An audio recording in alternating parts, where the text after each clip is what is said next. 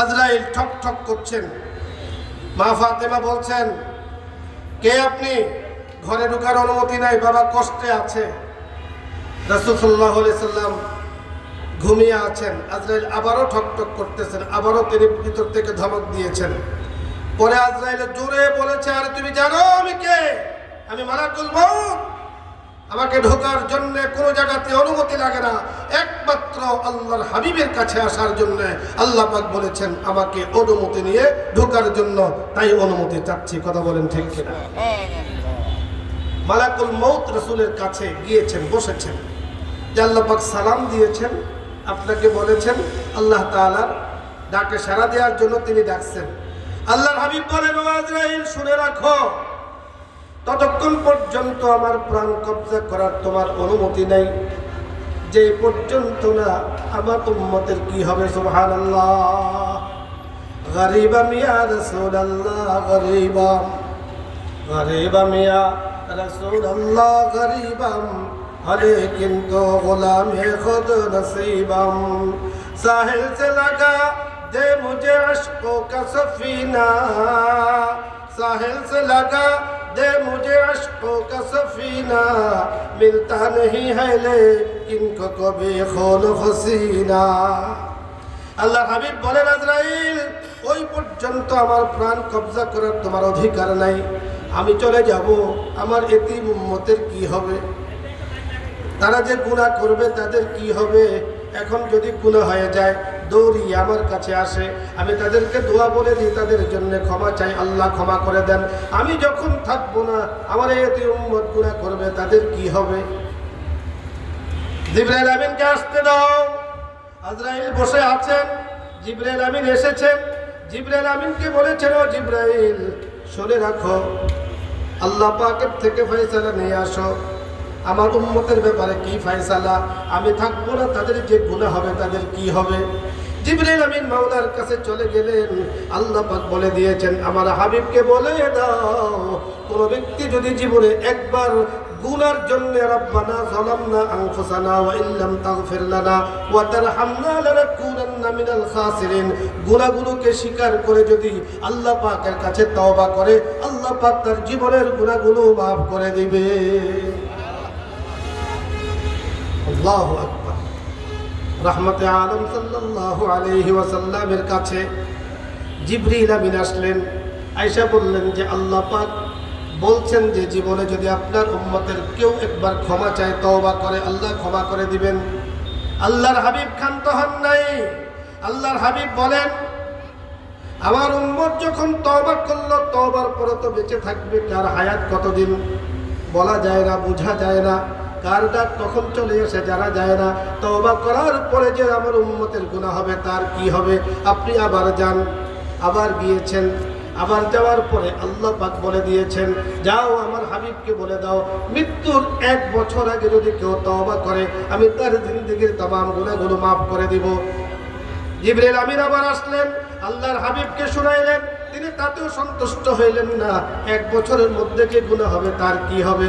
আবার যান। আবার গেলেন, বললেন যে 1 মাসের মধ্যে যদি তওবা করে তাকে ক্ষমা করে দেওয়া হবে। আল্লাহ রাসূল আকরাম সাল্লাল্লাহু আলাইহি ওয়াসাল্লাম তা শুনেও সন্তুষ্ট হইলেন না। আবার গেলেন, বললেন যে মৃত্যুর 1 দিন আগে যদি তওবা করে ক্ষমা করে দেওয়া হবে। তাতেও আল্লাহ রাসূল সন্তুষ্ট হলেন না, যে 1 দিনে গুনাহ করলে তার কি হবে? বলেছেন মৃত্যুর 1 ঘন্টা আগে যদি তওবা করে তারে ক্ষমা করে দেওয়া হবে। তাও আমার হাবিব সন্তুষ্ট হইলেন না, 1 ঘন্টার মধ্যে যদি গুনাহ করে কি হবে? এরপরে বলেছেন মৃত্যুর আগে যদি কেউ তওবা করে মৃত্যুবরণ করে তার জীবনের तमाम গুনাহগুলো আমার মাওলা মাফ করে দিবে। শুধু ওজুদাস রাহমাতুল লিল আলামিন, শুধু ওজুদাস রাহমাতুল লিল আলামিন, মসজিদে ও সুধারো সুধামারো এ জমিন। জোরে জোরে বলি আল্লাহু আকবার। ঠিক অনুরূপ ভাবে আল্লাহর হাবিব এই উম্মতকে জানেন, বুঝতেন, এদের হায়াত কম, এরা বেশি দিন সময় পাবে না, ইবাদত করার সময় পাবে না, বেশি লম্বা টাইম তাদের জন্য হায়াত বরাদ্দ নাই। সুতরাং জীবনে মৃত্যুর আগেও যদি রব্বানা যালামনা আনফুসানা ওয়া ইল্লাম তাগফির লানা ওয়া তারহামনা লানাকুনান্না মিনাল খাসিরিন, রব্বে করিম তার জীবনের সকল গুনাহগুলো মাফ করে দিবেন। তাহলে এই রব্বানা যালামনা কোরআনে কারীমের আয়াত অন্তত প্রতিদিন 5 ওয়াক্ত নামাজের পরে এই আয়াতটা, এই দোয়াটা ভাই পড়া যাবে ইনশাআল্লাহ। কারা কারা পড়বেন হাত তোলেন। মুখস্থ করেন, মুখস্থ আছে আলহামদুলিল্লাহ আপনাদের। এ হলো আদম আলাইহিস সালাতু ওয়াস সালামের দোয়া। আরেকটা দোয়া করেছেন রাসূল আকরাম সাল্লাল্লাহু আলাইহি ওয়াসাল্লাম, সেটা আপনাদেরকে বলবো। সকল নবীরাই দোয়া করেছেন। রাসূল আকরাম সাল্লাল্লাহু আলাইহি ওয়াসাল্লাম কি দোয়া করেছেন? রব্বানা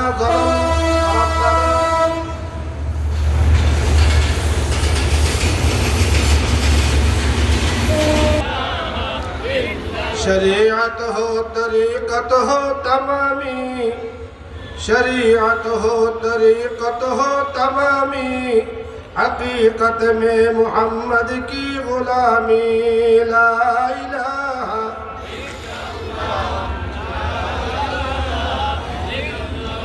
ला इलाहा इल्लल्लाहु मुहम्मदुर रसूलुल्लाह साल्लाल्लाहु अलैहि वसल्लम। আল্লাহ রাসূল দোয়া করেছেন রব্বানা আতিনা ফিদ দুনিয়া হাসানা ওয়া ফিল আখিরাতি হাসানা ওয়া কিনা আযাবান নার। মুখস্থ করে নেন, রব্বানা আতিনা ফিদ দুনিয়া হাসানা ওয়া ফিল আখিরাতি হাসানা ওয়া কিনা আযাবান নার।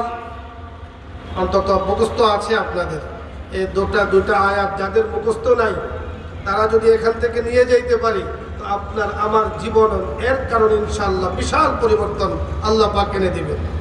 রাসূল বলেছেন রব্বানা আতিনা, হে আল্লাহ আপনি আমাকে দেন। সরাসরি বলেছেন আল্লাহ আপনি আমাকে দেন, আতিনা আমাদেরকে দেন। অর্থাৎ রাসূলের এই দোয়া নিজের জন্য একা করেন নাই, কিয়ামত পর্যন্ত আগত যত মানুষ আছে সকলকে লক্ষ্য করে বলেছেন আতিনা, আল্লাহ আমাদেরকে দেন। আমাদেরকে বলতে কয়জনকে বুঝায় ভাই? একজনকে বুঝায়? 1000, 1 লক্ষ, 1 কোটি না। কিয়ামত পর্যন্ত যত মানুষ আসবে সকলের জন্য আল্লাহ রাসূল বলেছেন, যারা রাসূলের তরিকার উপরে চলবে সকলের জন্য রাসূল বলেছেন রব্বানা আতিনা ফিদ দুনিয়া, হে আল্লাহ আপনি আমাদেরকে দেন হাসানা, দুনিয়ার মধ্যে কল্যাণ। কথা বলেন, দুনিয়ার মধ্যে কি কল্যাণ? কি কল্যাণ চাই আমরা? শরীর আছে, সুস্থতা চাই, কথা বলেন ঠিক কিনা? সন্তান আছে, সুসন্তান চাই, কথা বলেন ঠিক কিনা? সম্পদ আছে, আল্লাহ পাক যেন সম্পদটাকে রাখেন সেটাকে রাখতে চাই, কথা বলেন ঠিক কিনা? আমার দেশ আছে, দেশের স্বাধীনতা সার্বভৌমত্বতা যেন রক্ষা হয় আমরা সেটা চাই, কথা বলেন ঠিক কিনা? অর্থাৎ যত কল্যাণ দুনিয়াবি যত কল্যাণ আছে সমস্ত কল্যাণ আমরা চাই আল্লাহ তাআলার কাছে, কথা বলেন ঠিক কিনা?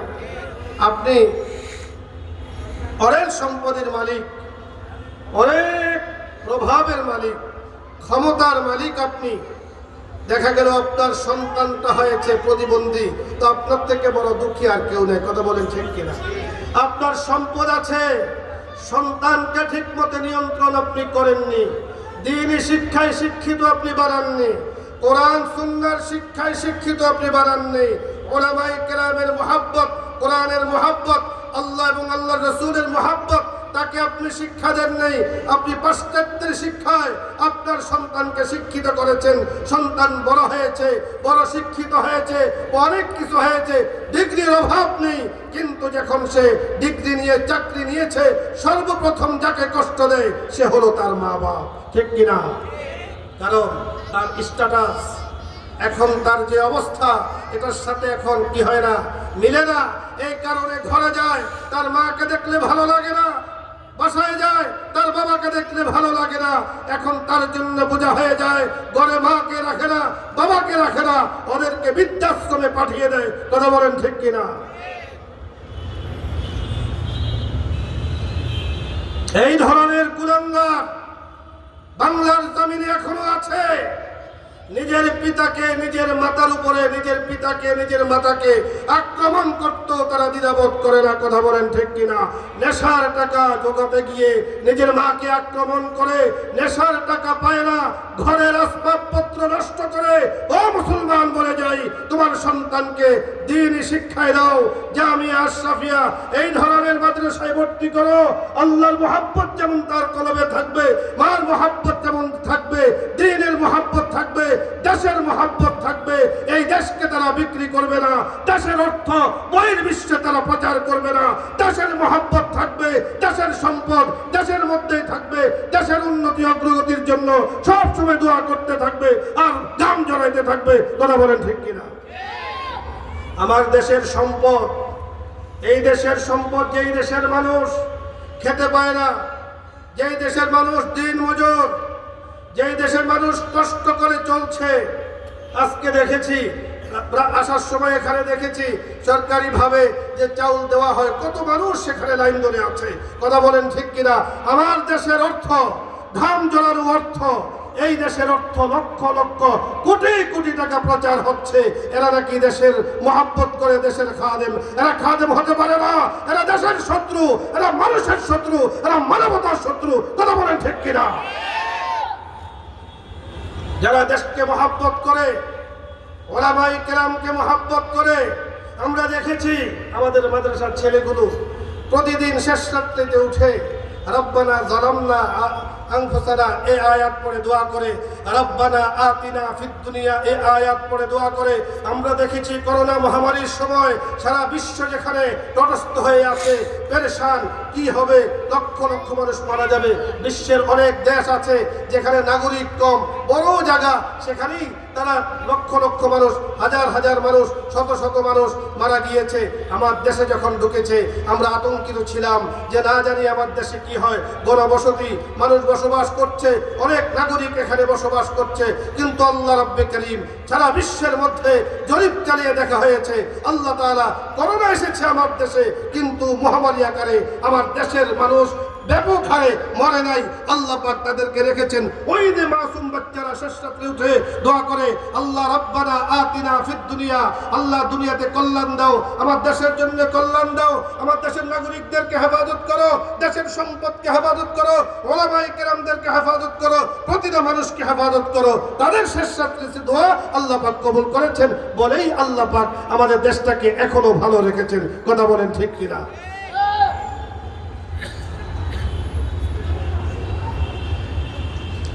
রব্বানা আতিনা ফিদ দুনিয়া, আল্লাহ রাসূল বলেছেন, হে আল্লাহ আপনি আমাদেরকে দুনিয়াতে দেন কল্যাণ, ওয়া ফিল আখিরাতি হাসানা, পরকালেও আপনি কল্যাণ দেন।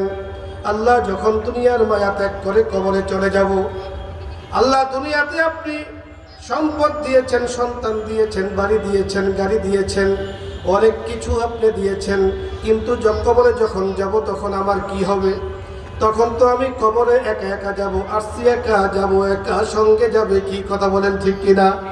আল্লাহ ওয়া ফিল আখিরাতি হাসানা, রব্বে কারীমের কাছে আল্লাহর রাসূলের সেই দোয়া আপনি বারবার পড়েন, আল্লাহ পরকালে আপনি আমাকে শান্তি দিয়েন, কবরে আপনি শান্তি দিয়েন।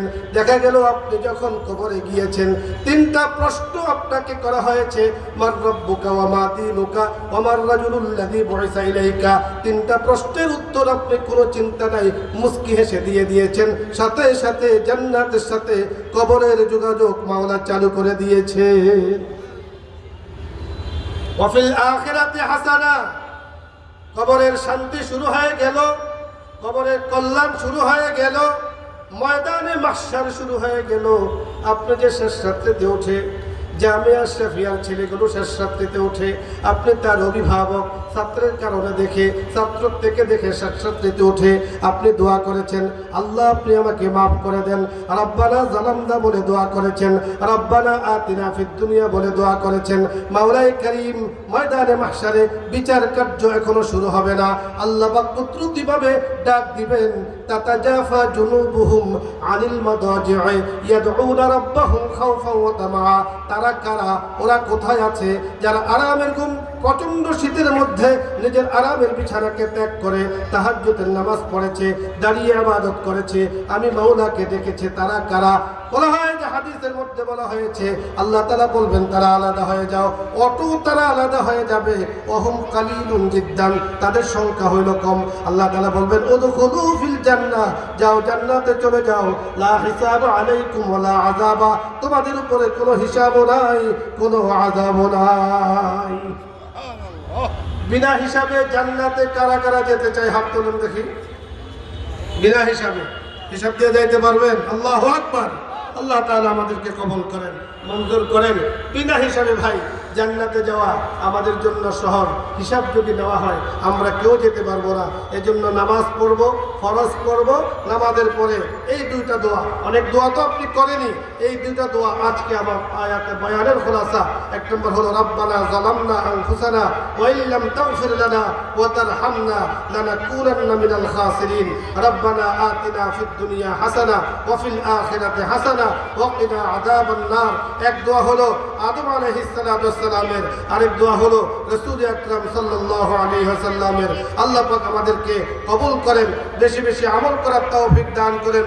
উক্ত দোয়াগুলো বারবার পাঠ করার, তেলাওয়াত করার, দোয়া করার তৌফিক দান করেন। আমিন।